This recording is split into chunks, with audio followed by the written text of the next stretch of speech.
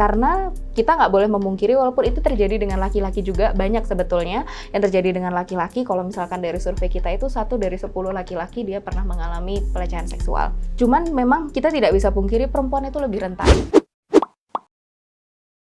Halo, selamat Hari Perempuan Internasional. Ya, Babe One on One kali ini kedatangan aktivis perempuan, ada co-director Holabek Jakarta, Mbak Nindya Restufiani. Nanti pembaca Babe lebih akrab menyapa dengan Mbak Vivi ya. Betul. Nah, kalau dari data yang dihimpun mungkin dari Holabek atau mungkin data yang dipunya oleh Mbak Vivi sendiri, bentuk pelecehan dan kekerasan seperti apa yang paling sering dialami oleh perempuan khususnya di dunia online? Kalau di dunia online sendiri sebetulnya sangat beragam juga ya, sama halnya kayak misalkan kekerasan seksual di ruang publik yang tidak online. Kalau misalkan kita melihat dari catatan tahunan Komnas Perempuan, sebetulnya itu tuh ada peningkatan laporan dalam kekerasan terhadap perempuan yang ada di ranah online. Sebetulnya ini lumayan concerning. Kalau misalkan udah levelnya sudah dilaporkan ke Komnas Perempuan, sebetulnya itu adalah kekerasan seksual yang lumayan sudah parah. Jadi kebanyakan itu aku nggak tahu teman-teman tahu apa enggak yang namanya sextortion atau yang namanya revenge porn. Misalnya putus nih, terus habis itu ngancem kalau kamu nggak mau balikan sama aku, nanti aku share foto pribadi kalian. Itu banyak gitu. kasusnya? Itu banyak kasus itu, lumayan. Ada puluhan kalau nggak salah tahun 2018 kemarin. Tapi sebetulnya kan namanya kekerasan seksual itu kan sangat beragam ya. Nggak hanya, itu kan kejadian sudah parah. Tapi banyak hal-hal yang seperti kayak body shaming atau komentar-komentar. Misalkan kita post foto apa, terus ada komentar-komentar yang mengarah pada yang mengomentari badan kita, melihat kita sebagai objek seksual. Padahal kadang fotonya juga biasa aja kayak gitu kan. Terus abis itu belum lagi kadang perempuan misalkan nggak tahu siapa tiba-tiba dikirimin foto genital laki-laki gitu. Itu sering itu sekali. Banyak banget ya sekarang. Banyak terjadi kayak gitu juga. Saya penasaran gini Mbak, sebenarnya pelecehan seksual itu kalau menurut Mbak Vivi sendiri atau mungkin menurut Holabek seperti apakah? Sebetulnya kalau misalkan kata kunci di saat kita ngomongin pelecehan, kekerasan dan juga pelecehan seksual. Yang pertama sebetulnya biasanya namanya pelecehan seksual itu mereka bias. Jadi dia tidak melihat, mereka biasa, apalagi kalau di ruang publik ya, pelecehan seksual di ruang publik biasanya mereka bias karena mereka nggak melihat orang ini siapa, kadang mereka nggak kenal, cuman karena bias aja, identitas yang terlihat seperti apa. Biasanya kalau misalkan terjadi sama perempuan, berarti karena dia perempuan.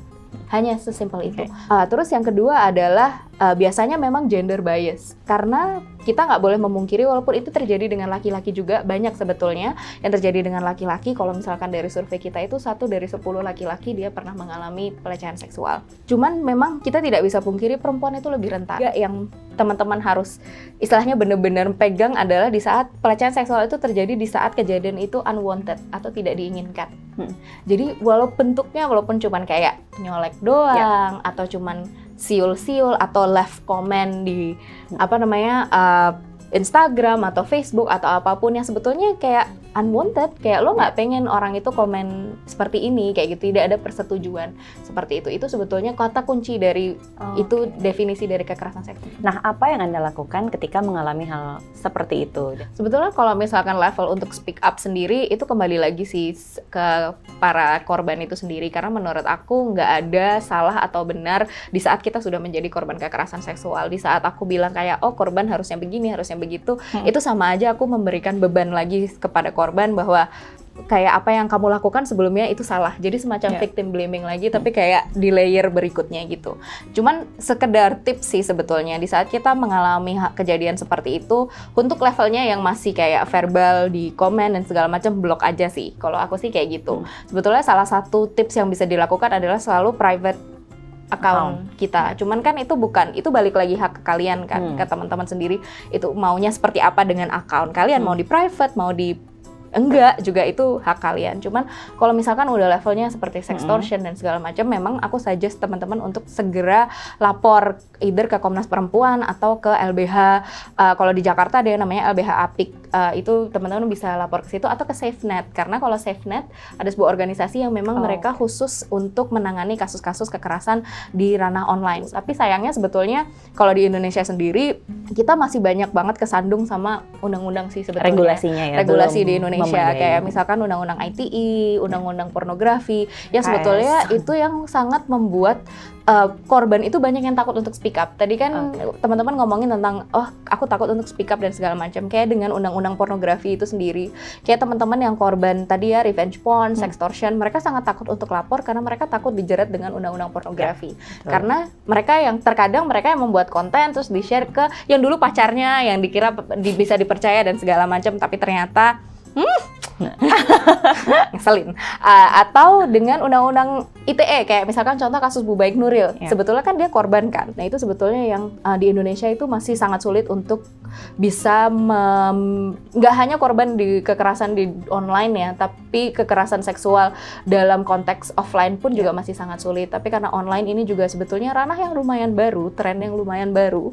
Nah menurut Anda kalau misalnya ngomongin soal hal yang tadi, apa yang bisa kita lakukan ketika mengalami pelecehan seksual di dunia maya dan juga mungkin kekerasan verbal, apakah media-media sosial sekarang sudah cukup memfasilitasi memberikan perlindungan bagi para korban? Maka dari platformnya sendiri sebetulnya, and some extent it quite not very helpful, but also sometimes it's helpful. Jadi kan kita bisa kayak nge-report account dan segala macam. Tapi kembali lagi, orang di dunia online itu kan bebas banget. Saat account di-report, dia bisa bikin lagi, melakukan lagi. Bahkan kadang ini sebetulnya account-nya bisa beranak-anak gitu ya? Ya, itu trikinya kayak kalau di dunia offline, satu orang itu kan satu badan. Tapi kalau di online, satu orang itu bisa ngambil space nggak cuma satu badan doang. Bisa 2, bisa 3, bisa 10, bisa 20, bisa 50. Jadi itu yang sebetulnya yang agak lumayan tricky. Jadi menurutku memang platform sendiri juga punya responsibility untuk melindungi teman-teman yang mengalami kekerasan di dunia online. Terakhir mungkin Mbak Vivi, bentuk support atau support apa kira-kira yang bisa diberikan kepada para korban yang sudah mengalami pelecehan seksual dan juga kekerasan yang dalam level yang udah lebih di atas. Sebetulnya kalau Hollaback sendiri kita punya yang namanya bystander intervention method atau metode intervensi saksi, dan itu berlaku baik di ranah online maupun di ranah offline.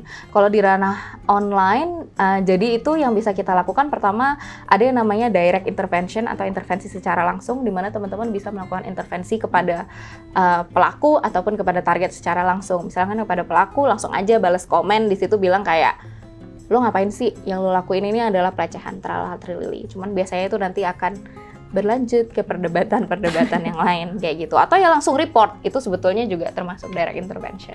Yang kedua ada yang namanya kita bilangnya distract. Jadi kita mendistraksi misalkan kayak komen apa-apa, terus kita puter balikin aja kayak diskusinya kita kita putar balikin untuk tidak mengarah ke hal-hal yang berbau seksual, seperti itu juga bisa. Atau dengan yang ketiga adalah yang namanya delay, dimana sebetulnya delay ini menurut aku yang paling penting, dimana kita make sure bahwa korban itu punya support system.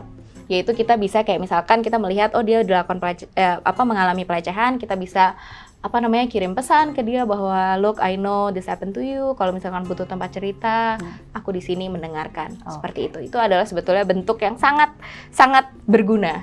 Nah, yang keempat sebetulnya dokumen, dan ini nggak boleh lupa, kita harus misalkan ada komen atau screenshot. Karena kadang kalau kita report kan terus hilang kan. Jadi itu penting sih untuk bisa nge-screenshot, untuk memberikan dokumentasi. Karena suatu saat misalkan kita mau ngelapor ke cybercrime unit dan segala macam, kita ada buktinya. Yang kelima sebetulnya delegate. Delegate ini adalah mendelegasikan kejadian itu kepada orang ketiga. Orang ketiga itu bisa siapa aja. Kita lapor ke LBH, kita lapor ke Komnas Perempuan, atau lapor ke Hollaback Jakarta juga bisa. Jadi nanti kita bisa dampingin teman-teman. Itu itu juga bentuk dari delegation itu.